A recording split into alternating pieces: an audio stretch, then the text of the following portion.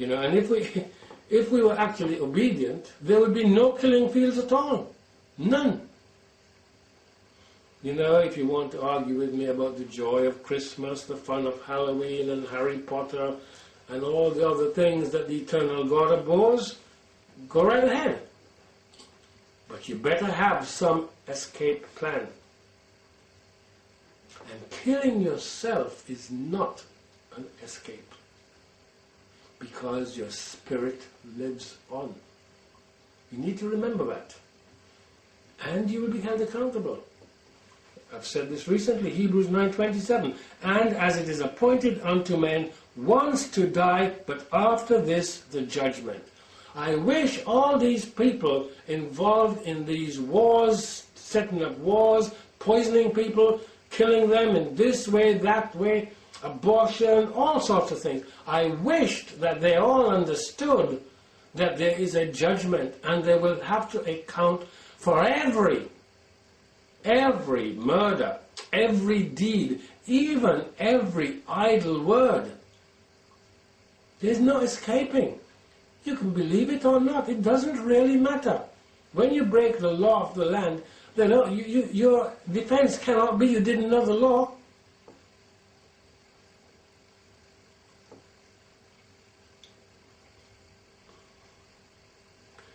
As I've said so many times, we give Satan the legal right to claim us as his own. And then he sets about killing us in the most gruesome manner, as I mentioned just now. Additionally, we have the basis of men who run the corporations, treating other human beings who are made in the image of God. That's what Genesis 1:26 says, worse than animals. I know that millions own pets, and these pets live a far superior life to the countless billions on the earth. Biblical Israel, essentially the English-speaking nations, and Judah, the nation calling itself Israel, were supposed to be the role models of the earth. But sadly, we have failed, and we have failed miserably. And rather, we have chosen to adopt the pagan lifestyles, or the pagan religious lifestyles, claiming that they are far superior to what the eternal God requires. You see, how can I say that these nations are Israel and Judah? I've got documents about it. I don't have to look at what the British Israelite Society says or any other society. It is just a statement of fact that the English-speaking people have been and still are the most blessed people on the planet. And we are the vilest, wickedest, cruelest people on the planet. But this blessing is now going to come to an end. Within a quarter mile of my home, they're planning to build a Hindu center. They hope to have it finished in 6 years' time. Well, we'll watch and see if it happens. The local council gave them the land. I bet you if I went to the council and said, could you give me some land? I want to go and build a center for truth. They'd laugh me out of court, wouldn't they? But other nations do not give up their gods, you see. But we do. And we embrace their gods. Jeremiah 2:11, hath a nation changed their gods, which are yet no gods? But my people have changed their glory for that which doth not profit.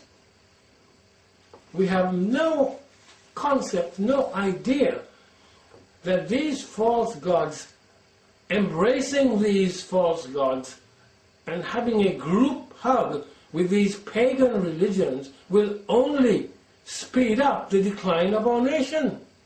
We are watching the unraveling of our nation. I've been saying this. There are documents on my website saying the same thing. And God told us this was going to happen. Deuteronomy 31:16 told Moses, behold, you shall sleep with your fathers, and this people will rise up and go a-whoring after the gods of the strangers of the land, whither they go to be among them, and will forsake me. and break my covenant which I have made with them. So we have given up the eternal God and running madly down the road of paganism. Ezekiel 16:32 and 33. But as a wife that committeth adultery, which taketh strangers instead of her husband, they give gifts to all whores. But thou givest thy gifts to all thy lovers, and hirest them, that they may come unto thee on every side for thy whoredom. Well, that's what I just said, isn't it? They give these pagan religions, the Hindus. I have nothing against the Indians. Let's get it straight. I have nothing against anybody. But I'm against all these pagan religious systems. I have to be. I have no choice. So they gave them this land free. It's worth millions. Millions.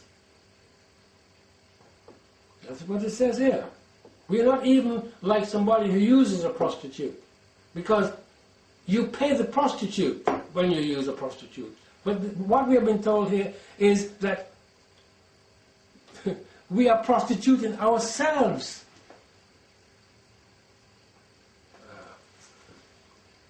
Deuteronomy 31:17. Then my anger shall be kindled against them. This is what's going to happen because of all this. In that day, and I will forsake them, and I will hide my face from them, and they shall be devoured, and many evils and troubles shall befall them, so that they will say in that day, are not these evils come upon us, because our God is not among us? Well, that will be a wonderful change if that happened, wouldn't it? That we could realize that. You know, Deuteronomy 28 tells us, you do what I say, you'll be blessed. You don't do what I say, you'll be cursed. It's as simple as that. And you know, everything we touch is cursed now. Everything. We're into recycling over here, and now they're saying because of the economic crisis, our recycling that, you know, if you make a mistake and put out your bin on the wrong day, they can fine you hundreds of pounds. If you put the wrong thing in the wrong box, they can fine you hundreds of pounds. If it's not exactly within so many inches of the curb, they can fine you. But they're now telling us that our waste no longer has any value. So they can't ship it to India and China for them to, quote, bury it, unquote. And anybody who believes that the Chinese are going to bury our waste and the Indians, they are living in cloud cuckoo land. These people will recycle it. So I'm saying the killing fields are going to move right to our doorstep. Judges 10:14. Go and cry unto the gods which ye have chosen. Let them deliver you in the time of your tribulation. So the eternal God challenges us and says, you know what?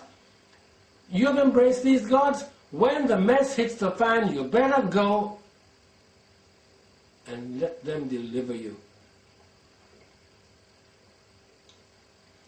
You know, we were supposed to be, as I say, a role model, Deuteronomy 28:10. And all people of the earth shall see that thou art called by the name of the Lord, and they shall be afraid of thee. Nobody is afraid of us now. One isn't chasing 1,000, 10 aren't chasing 10,000.